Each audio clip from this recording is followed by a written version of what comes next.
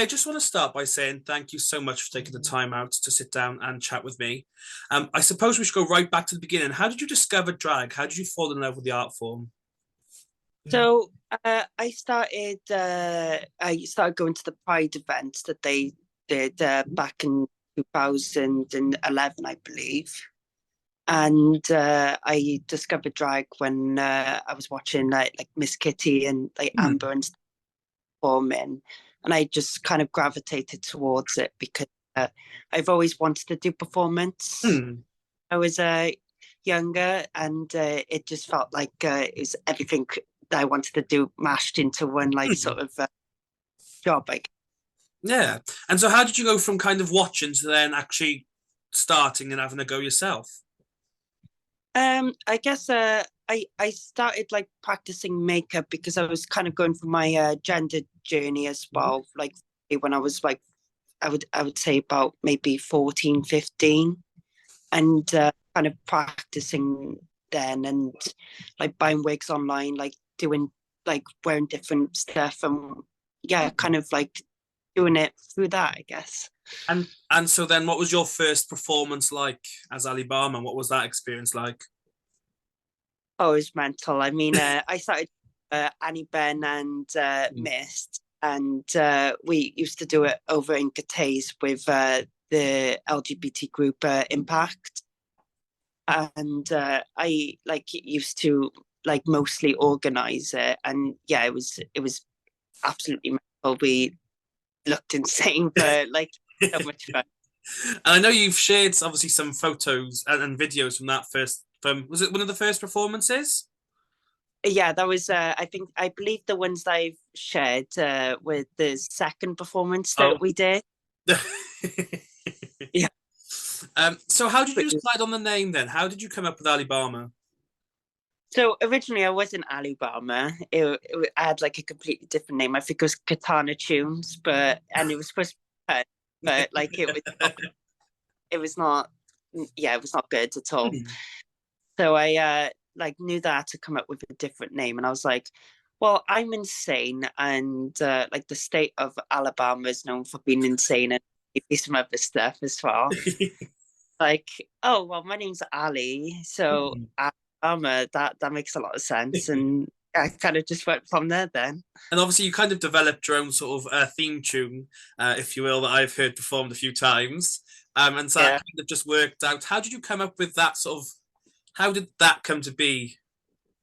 Oh, see, I just thought like so obviously in Etta's like we're kind of given like this like theme of like, oh, it's Lady Gaga week, you have to come up with your own thing and kind of thing. And I was like, at that point in the competition, I was like, I know that I'm starting to fade into the background, Hmm. so I need to think different. It can't just be a Lady Gaga week, and Lady Gaga's like one of my icons as well. So I just wanted to do her proud as well, and I yeah, I kind of just went into it and was like, oh well, Alejandro sounds like Alibama, and I nearly didn't do it because I thought it'd be annoying and a bit repetitive. But like, spoke to my friends and they were like, "No, this is genius. You need to do this," and I Hmm. done it, and yeah, it blew up then. And I suppose every time then you perform it, then obviously the audience are getting more and more into it the more they hear it. And obviously that's fabulous. So obviously that's what you want as a performer. So the first time I actually saw you perform live was at the Glitter Pride event in it was in the Millennium. Yeah. So how did you? What was it like performing in the Millennium Cabaret stage? Oh, it was quite insane. I would say that uh, it was a lot bigger than I was expecting it to be. Very nervous at the time because like I wanted to do like the like transition, like obviously it's like it's a specialized event and I kind of wanted to do everybody proud there. Hmm. So obviously I wanted to fit with the theme of like that gender journey, and yeah, I kind of put myself out there, but also I guess Hmm. do my thing. Hmm. Do you think because of the sort of the gender journey that you've been on, is that kind of impacted your drag or the way that you've progressed or your career or the way that you perform on stage? Has it affected your performance side? I think it has. Yeah, I think it has because like I started my gender journey alongside my drag journey, so I think that doing them like side by side has like it's made me open my mind up with not only my gender but also my drag as well. It kind of like they both kind of coexist, but they're separate, if that makes Yeah. sense. And obviously, for drag queens are being known for presenting hyper feminine and hyper thing, and then obviously you've got your own gender journey going on top of that. It must have been a really confusing sort of finding that balance. Must have taken some while. Oh yeah, definitely. I think that like especially when I started, like my gender journey, I think that like, I really wanted to focus on hyper femininity and stuff like that. Hmm. And I found that like me doing drag and me doing myself, I guess, is like they're actually two very separate things. Hmm. Like I'm not gonna I guess wear the fishnet like bodysuit come to like obviously me and drag, yeah, I'll definitely do that. But I yeah, definitely something very different, I guess, out of drag. Hmm. And obviously at that Glitter Pride event, you did a spoken word piece, a poem, which was all Hmm. about that sort of gender journey. So why did you decide to do that? What inspired you to kind of share that so publicly?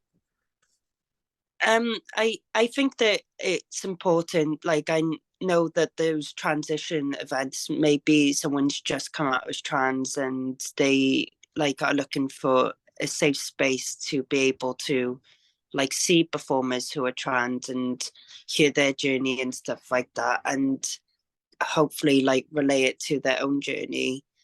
And I think that it's important to like sort of put those messages out there and let people know the maybe more darker and maybe more upsetting side of like transitioning, also like the joy and the happiness that you can get from it. Yeah, and obviously, we on TV you kind of get the extremes that you get either the over the top sort of everything's fine. I've now completed my journey. Wow, isn't everything great? Or the Yeah, sort of it's such a struggle, which both those things do exist at the same time. But yeah. seeing someone just share that kind of you will feel the highs and lows obviously was really really powerful. Um, so from there, then was it Etta's was after that performance? I believe I did Etta's just before that. Just before. So So that yeah. was what was it like competing in Etta's, and how did you find out about it? Um my friend, she lives in Germany, and she was coming down, and she's the one who even introduced me to main stage as Hmm. an area as well, like as I guess a pub, isn't it? Hmm. And uh, yeah, they started like doing call outs and stuff, and she was like, "You should go for it, like Hmm. build and stuff." And so I went for it, and yeah, it was basically insane. I think I've come the face of it to a certain. so obviously, spoiler alert: the first time you competed, what was it like then going into such a competitive environment? The challenges you get each week. Oh, especially back then, I was going through it with my mental health Hmm. as well. It was intense, definitely. I enjoyed it Hmm. immense. Yeah, it was quite like, oh God, and like and then they had like sitting like performers like Esther, George, like Felicity, like a Hmm. bit like really like these high like people who've established themselves Hmm. as good performers, and you're competing against them. It is quite scary, to be Yeah. honest. So were there any challenges that surprised you that you thought, oh, I'm going to do really bad at this and ended up really excelling, or vice versa, something you thought, oh, I got this in the bag, but didn't quite go your way? I guess a challenge that exceeded that would probably be of the first time round. I think it was definitely the awards week Hmm. that I wasn't expecting to do all that well on, but Hmm. I did. I guess none of us really knew what to expect from the Hmm. week because we didn't know whether it was supposed to be comedy or it's just you're accepting an award. if that makes you Yeah. like. Ah, so then obviously then you returned to the competition. You came back for the next season. That moment that you kind of decided that's what I was gonna that's what you were gonna do. Was there sort of Mm. added pressure because you were coming back with that experience and with that prior knowledge?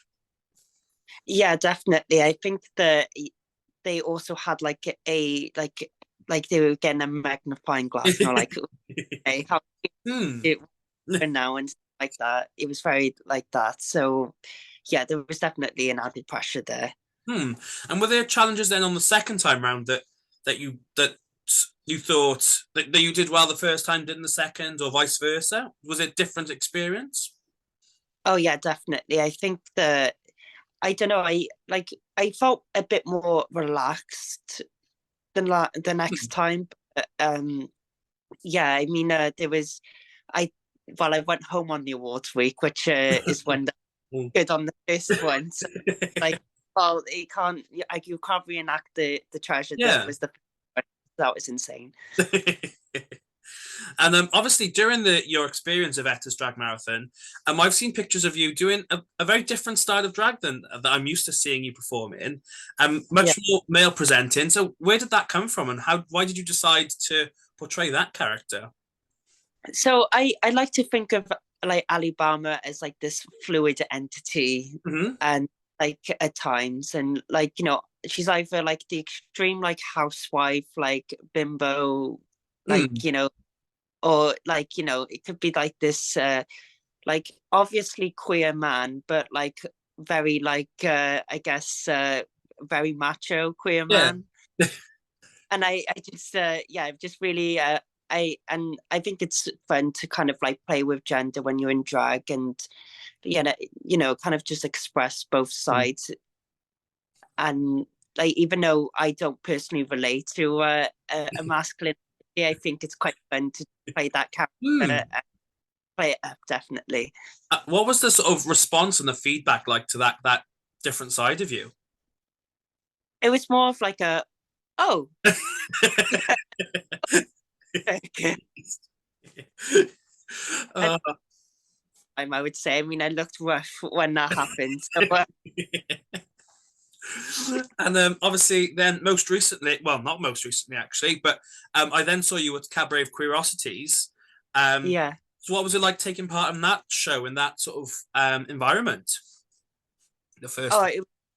it was yeah, it was really fun. I really enjoyed it, and the cast was amazing. Mm. And, and I mean, Ice really knows how to organize a show. Really, really well done to him. So Yes.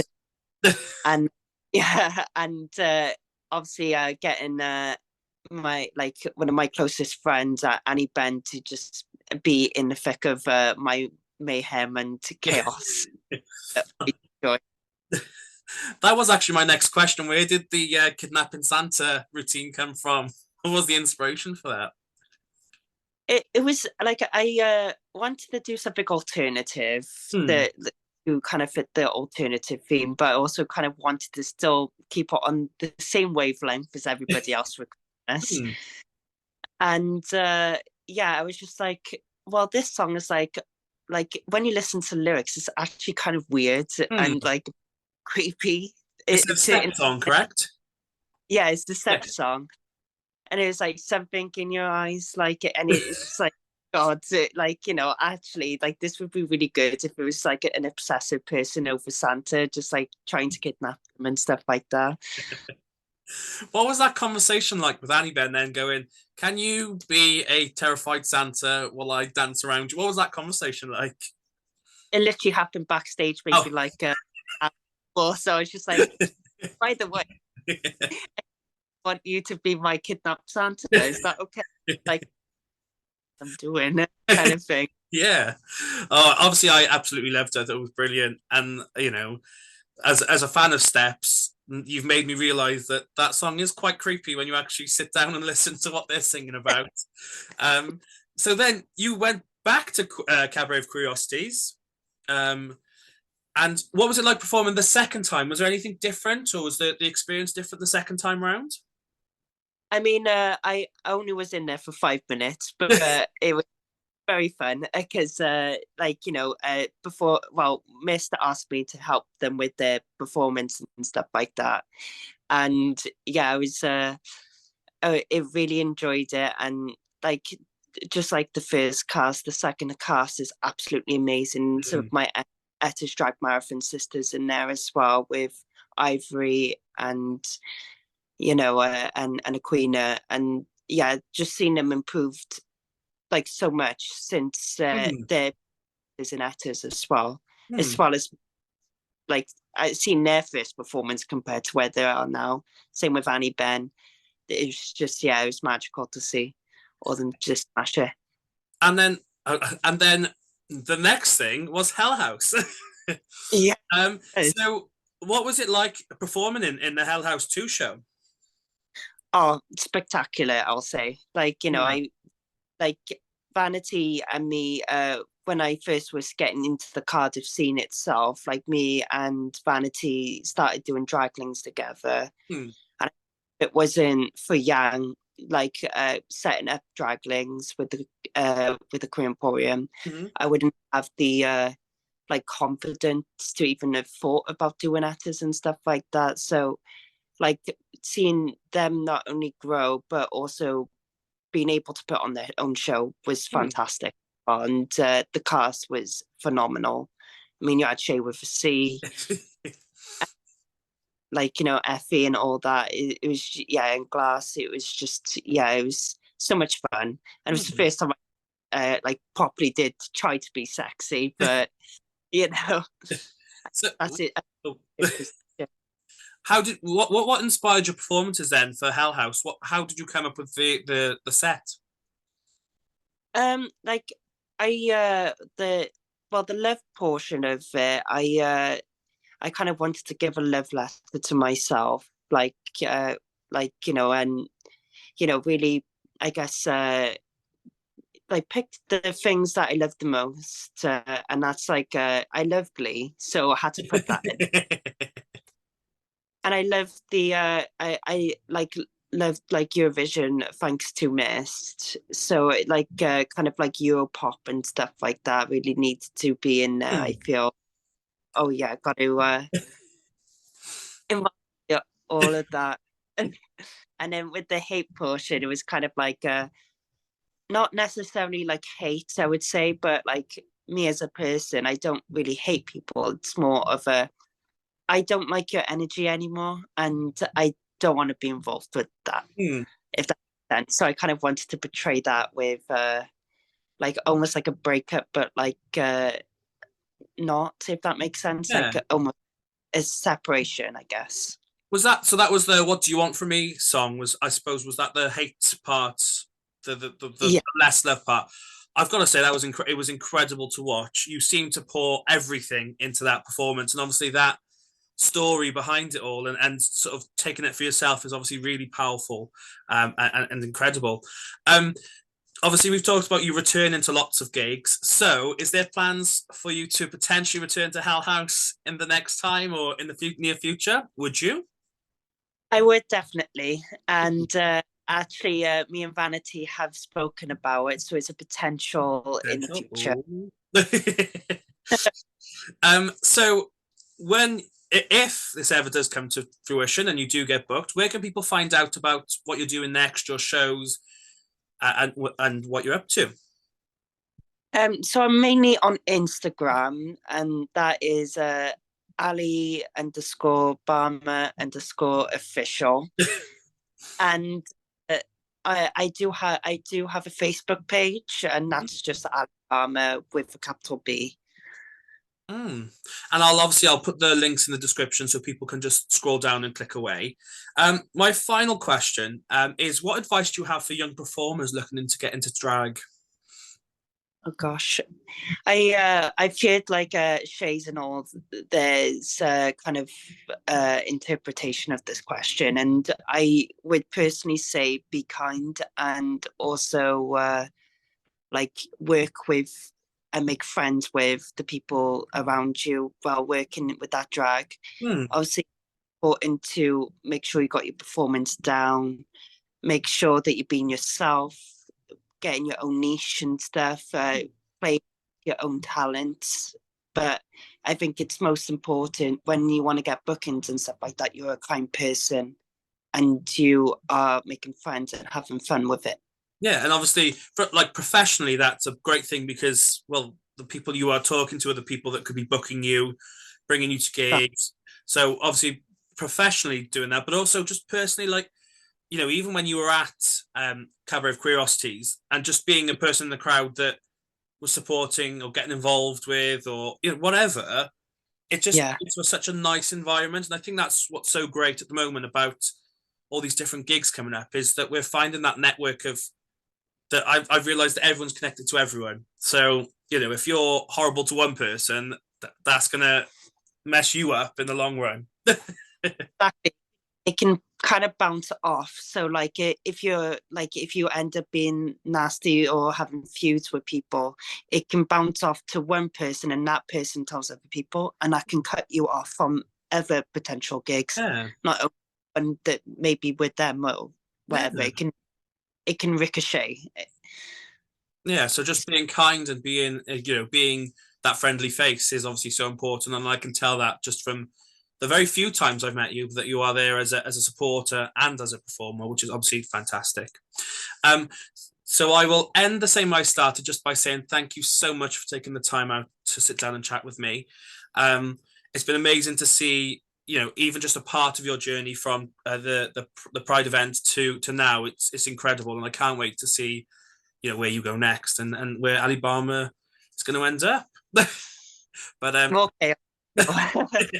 but thank you so much, and I shall speak to you soon.